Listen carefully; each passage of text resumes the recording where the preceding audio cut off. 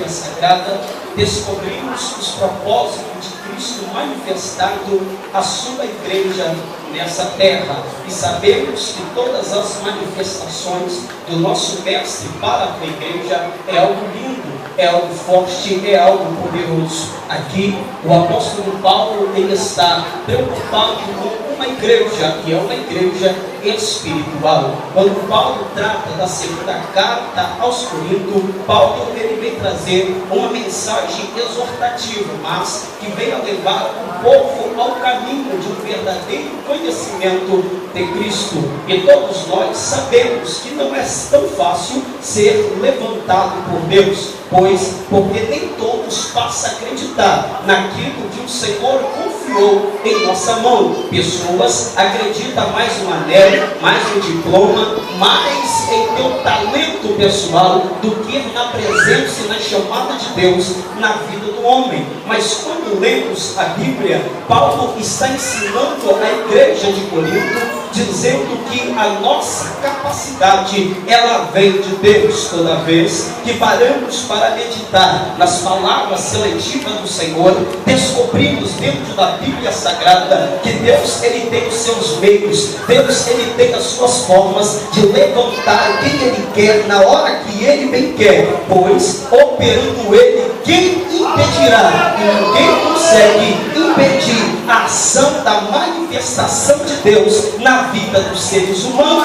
Quando nós falamos em uma reunião, em um congresso de adolescentes, estamos dizendo que aqui Deus está enriquecendo-nos e trazendo-nos à memória que Deus está pronto a levantar uma nova geração. A geração que o Senhor Deus levanta é uma geração que ninguém acredita nela. A geração que Deus está para levantar é uma geração que ninguém coloca a sua credibilidade nela, pois no tempo que nós vivemos hoje, em pleno século 21, pessoas acreditam na boa oratória de um pregador, a pessoa acredita numa boa eloquência de um pregador, mas estão desacreditando do chamado de Deus na vida de alguém. Só porque alguém não tem uma boa eloquência na mensagem, aí alguém passa a dizer: esse daí não foi chamado, não foi separado, e Deus não é como ele. Então o Senhor Deus, ele é especialista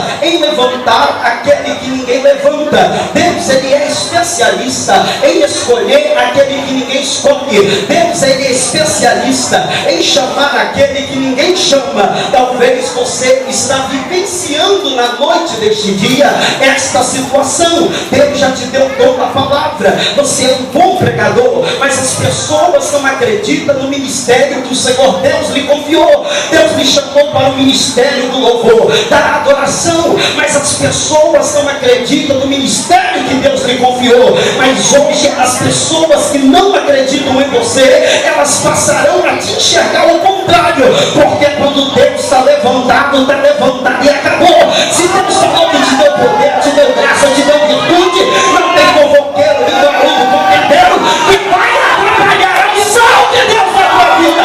Este é o projeto dele implantado na tua igreja. Pois bem, toda vez que lemos a história, a trajetória de Paulo, descobrimos dentro da palavra do Senhor que Paulo foi um homem chamado por Deus. Mas este homem que escreve hoje esta carta para uma igreja fervorosa na cidade de Corinto, foi um homem que pessoas não acreditou nele, pessoas que era profeta, pessoas que tinha talento. Quem é que não conhece dentro da história bíblica a história do capítulo 9 de Atos dos Apóstolos, quando Deus se manifesta para Ananias e branda para Ananias dizendo: Ananias, meu filho, levanta-te, vai numa rua chamada direita, porque lá tem um homem, o nome dele é Saulo, a quem eu tenho chamado para uma grande obra. A primeira ocupação do ser humano naquele dia foi olhar para os efeitos dele, e foi um desabafo principal, e começou Ananias a dizer ao Senhor: Deus, muito mal eu ouvi acerca deste homem, mas eu amo quando Deus dá uma repreensão e brada para Ananias dizendo: Ananias, eu não quero saber se ele matou, se ele arrastou mulheres pelo cabelo. O negócio é o seguinte, Ananias, vai, porque ele é para mim um vaso escolhido. É a forma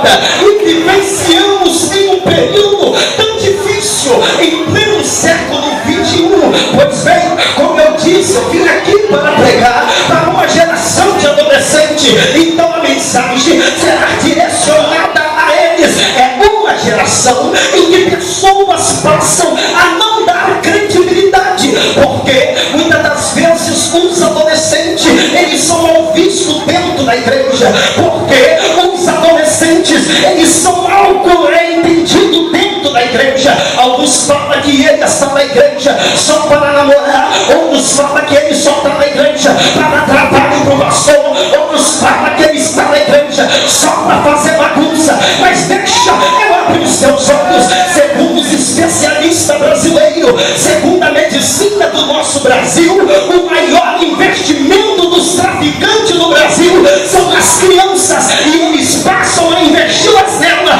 a partir dos seus 7 anos de idade, e eles não têm medo.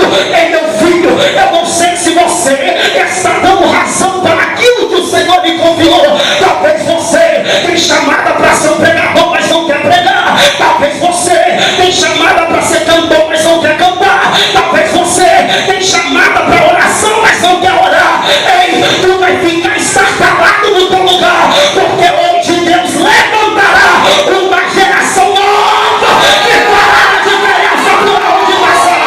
Deus levantará. É uma geração que ninguém acredita, é uma geração que ninguém confia, porque Deus, Ele é a pessoa que o capacita para esta grande obra. E Paulo aqui, ele está transmitindo a palavra e está dizendo: mas a nossa capacidade vem de Deus, porque a dependência total do homem é de Deus, a dependência total do jovem é de Deus. Você pode ser um bom pregador, você pode ter uma boa oratória, mas tudo isso sem a presença de Deus não presta para nada, é um lixo nessa vida.